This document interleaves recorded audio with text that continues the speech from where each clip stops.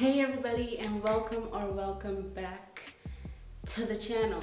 So I kind of felt like I've been making videos, but I want to give you guys a real official update and really talk about this. The elephant in the room. I cut about 6 to 7 inches of hair, 6 inches mainly, 7 inches in some places, due to heavy breakage in the lower middle section of my hair.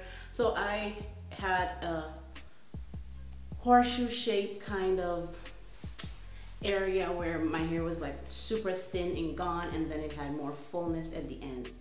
Now I did touch a little bit on that in the video up in the cards, where I said it was due to lack of moisturization and friction from driving in my car with my hair down in my back and unprotected. Now that's friction is that, but I do want to talk about the lack of moisturization. Now I think this is a problem that a lot of heat-trained naturals, straight naturals will face, because wearing your hair in its natural state, we tend to moisturize, seal, spritz with water every other day or daily or once a week, but very frequently. Whereas when you're a straight natural, water and water-based moisturizers and stuff like that is kind of the enemy. You don't even want to put oils in your hair because you don't want to weigh it down. You want your straight hair to still be flowy and moving in the wind as long as possible. And that was the issue. Moisturization, the lack thereof, because I was keeping my hair straight for an entire month, and I did not spray it with water. I avoided the use of water-based moisturizers.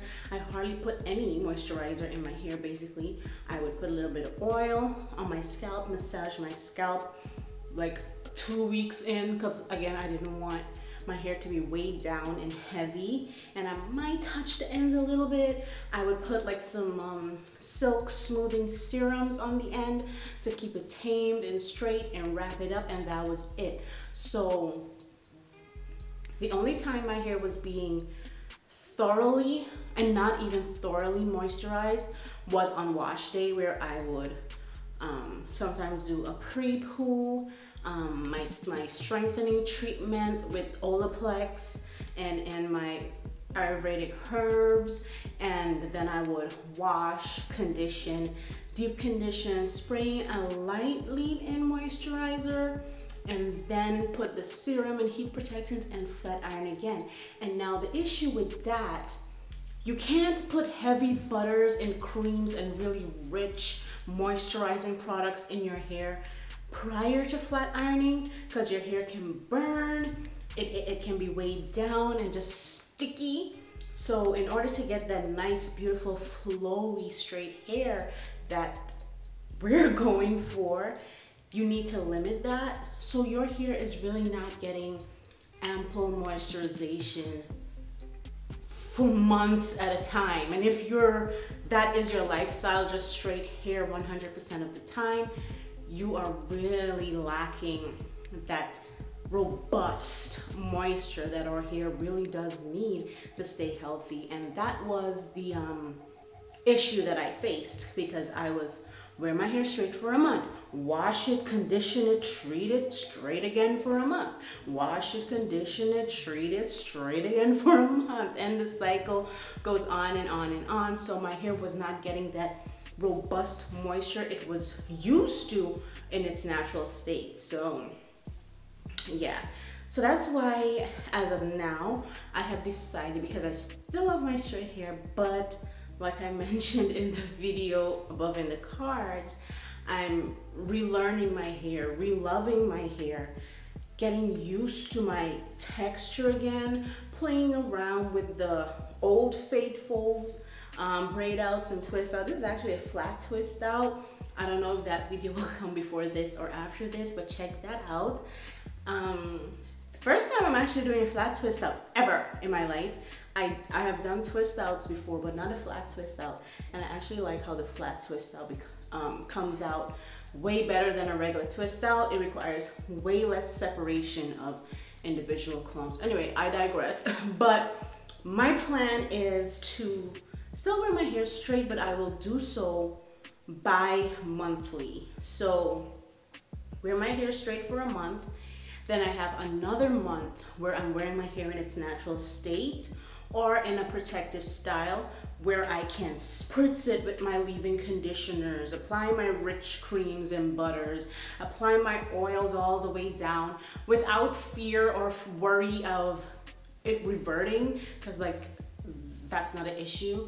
So like I have a month break in between heat styling where I can really nourish and rehydrate my hair so it gets what it needs, you know, before I decide to wear it straight again. And I'm also gonna make sure I try to get a salon visit in, because I mean, I can take care of my hair and stuff like that, and I can trim my hair and things like that, but it's always good to have someone else look at your head because you can't really see what's happening in the back.